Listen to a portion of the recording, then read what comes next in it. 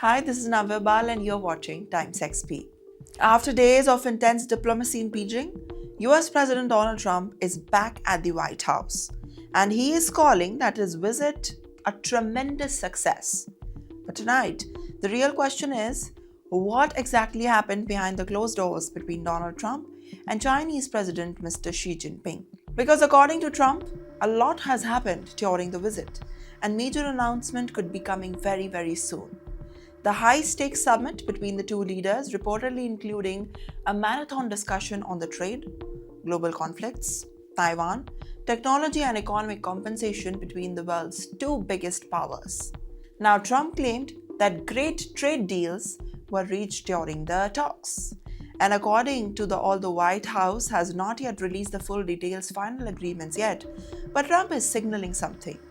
Still, the symbolism of visiting and getting a drawing attention.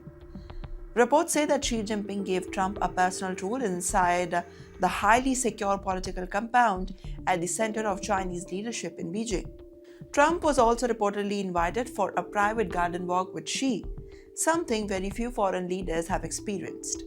Now, diplomatic experts say that these gestures were carefully planned by Beijing to signal warmth, stability, and strategic engagement at a time when US China relations remain deeply tense. And there's a lot at stake. The two countries continue competing over the trade, artificial intelligence, semiconductors, and military influence in Asia. So it's not a small thing. While Taiwan remains one of the biggest flashpoints between Washington and Beijing, China continues to increase the military pressure near Taiwan, while the US president has reportedly backed Taiwan's security and defense partnership. So, a very contradictory situation.